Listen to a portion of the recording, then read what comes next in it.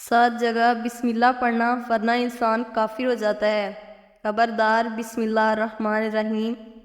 قرآن مقدس اللہ کی عظیم کتاب ہے۔ یہ برکت والی کتاب ہے۔ اس کی آیتیں مومنوں کے لیے شفا ہے۔ اس کے ایک ایک حرف میں 10 نیکیاں اللہ نے مقرر فرمائی ہیں۔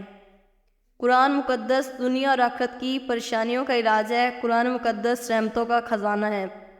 لیکن اس عظیم رحمت والے خزانے سے مالا مال ہونا ہو تو پہلے سچے دل سے بسم اللہ الرحمن الرحیم پڑھو، پھر اس خزانے کو کھولو اور زیادہ سے زیادہ اللہ کی رحمتوں کو حاصل کرو۔ جب قرآن مقدس جیسی عظیم کتاب بغیر بسم اللہ الرحمن الرحیم کے نہیں کھلتی تو دوسرے جائز کام کی برکتیں بغیر بسم اللہ الرحمن الرحیم یہ کیسے حاصل ہو سکتی ہیں؟ حضرت عثمان بن عفان رضی اللہ تعالیٰ عنہ نے رسول صلی اللہ علیہ وآلہ وسلم سے بسم اللہ کی نسبت سوال کیا۔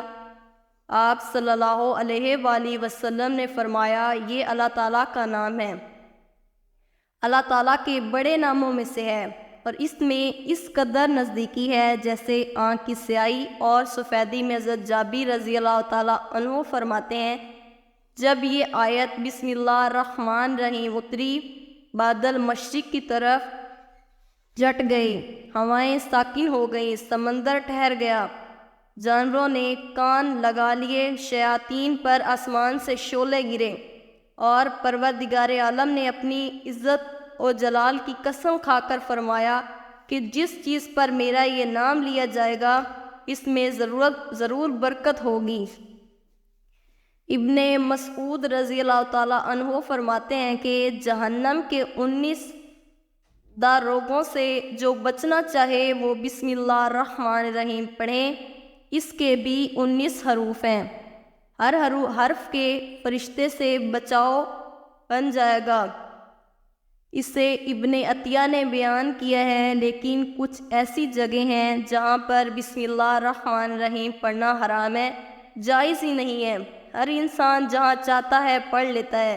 کچھ لوگوں کی ایک ایسی عادت بن جاتی ہے کہ وہ ہر کام کرنے سے پہلے ایک دم بسم اللہ الرحمن الرحیم پڑھتے ہیں۔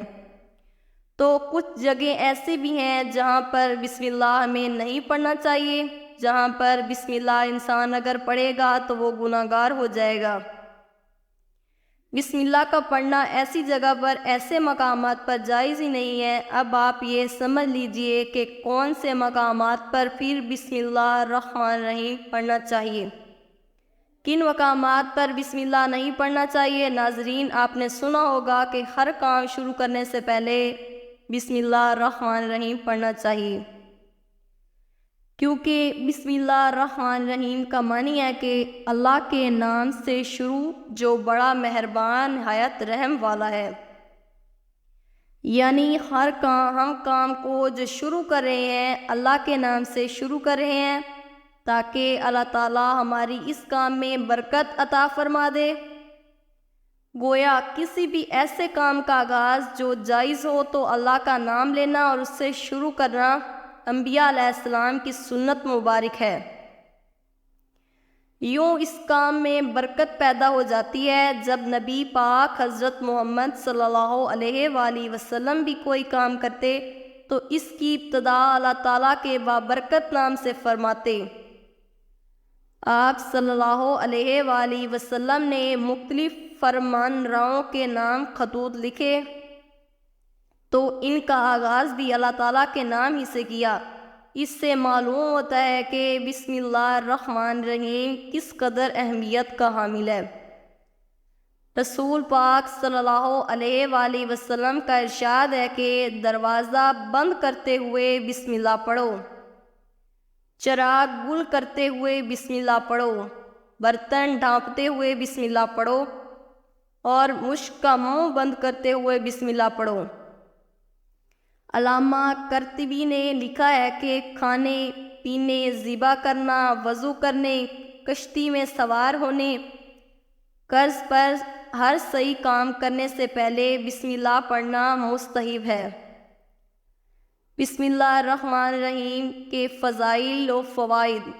ہر مشکل اور ہر حاجت کے لیے جو شخص بسم اللہ الرحمن الرحیم 12,000 مرتبہ اس طرح پڑھے کہ 1,000 پورا کرنے کے بعد درود شریف کم از کم 1 مرتبہ پڑھے اور اپنے مقصد کے لیے دعا مانگے، پھر 1,000 اسی طرح پڑھ کر اپنے مقصد کے لیے دعا کرے، اسی طرح 12,000 پورے پڑھے تو انشاءاللہ ہر مشکل سے نجات اور ہر حاجت پوری ہوگی۔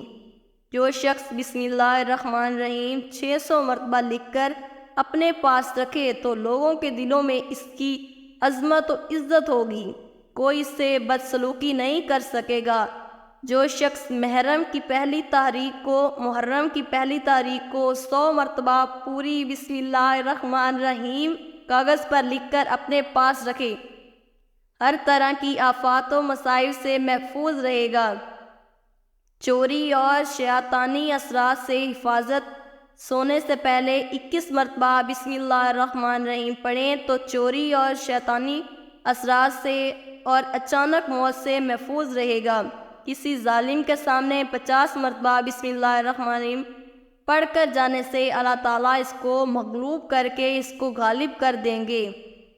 ذہن اور حافظہ تیز کرنے کے لیے 786 مرتبہ بسم اللہ الرحمن الرحیم پانی پر دم کر کے طلوع آفتاب کے وقت پینے سے ذہن کھل جائے گا اور حافظہ قوی ہو جائے گا۔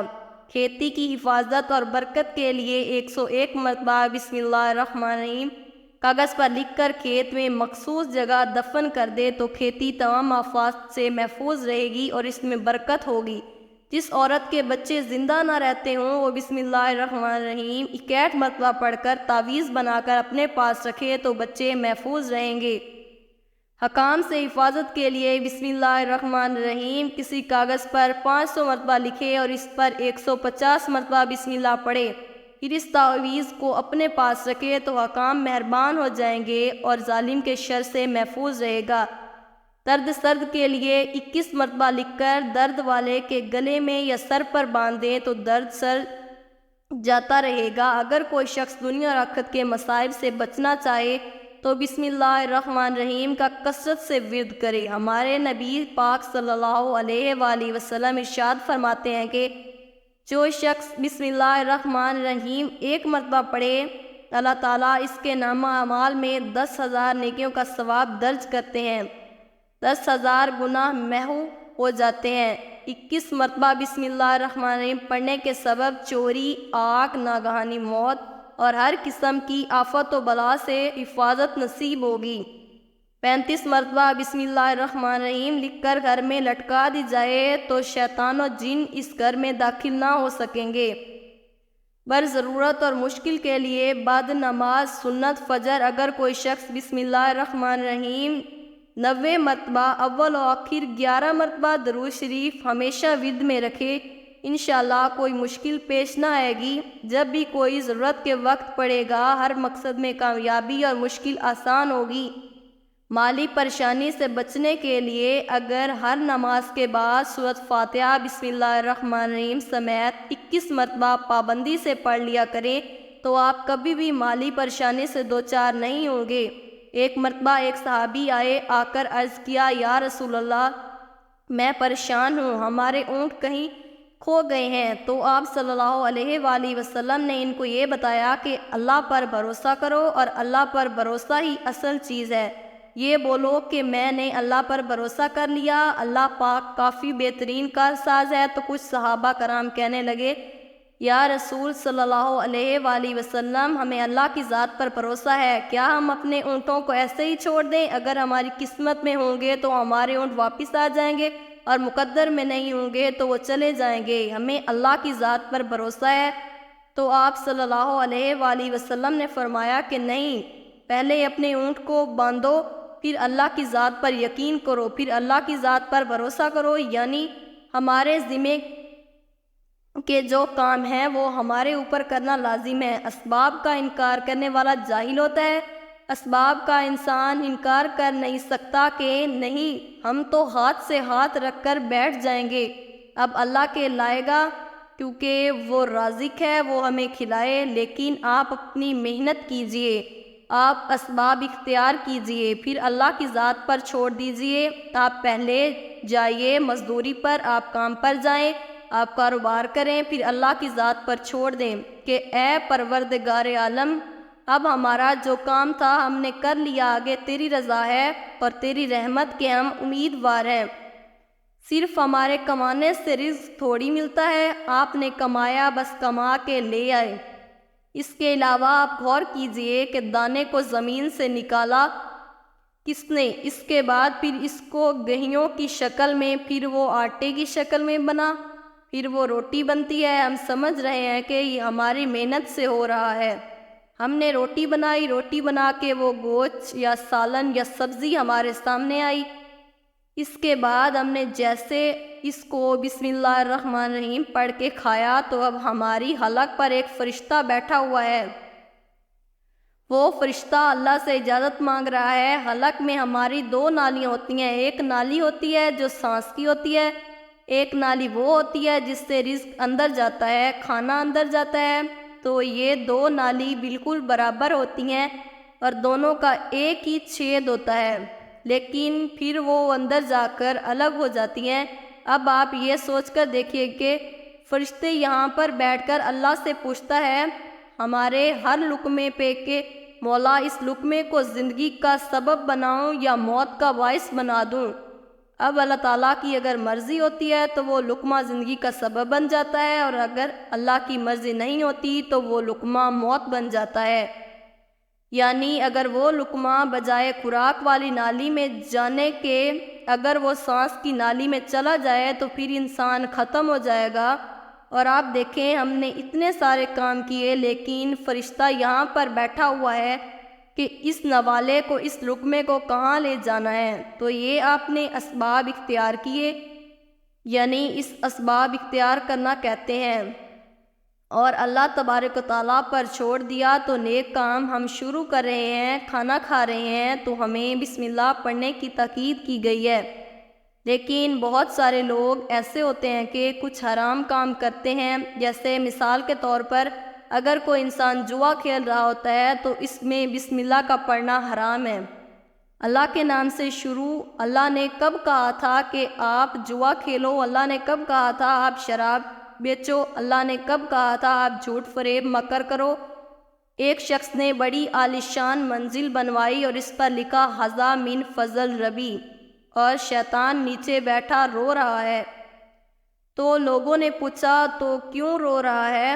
تو اس نے کہا کہ دیکھو میں نے اس سے جھوٹ بلایا، فراڈ کروایا، ہم نے اس کی بلڈنگ فراڈ کر کے بنوا دی، اور یہ لکھ رہا ہے یہ میرے رب کا فضل ہے۔ اللہ نے کہا تھا کہ جھوٹ بول کے کمانا، اللہ نے کہاں کہا تھا کہ لوٹ گسوٹ کرنا، اللہ نے کہاں کہا تھا کہ فراڈ کرنا؟ تو مقصد صرف یہ ہے کہ شیطان تو ہر طرح سے انسان کو بہکاتا ہے، تو اس لیے حرام کاموں سے پہلے ہمیں بسم اللہ ہرگز نہیں پڑھنا چاہیے۔ ہمیں ہر نیک کام شروع کرنے سے پہلے بسم اللہ الرحمن الرحیم پڑھنا چاہیے۔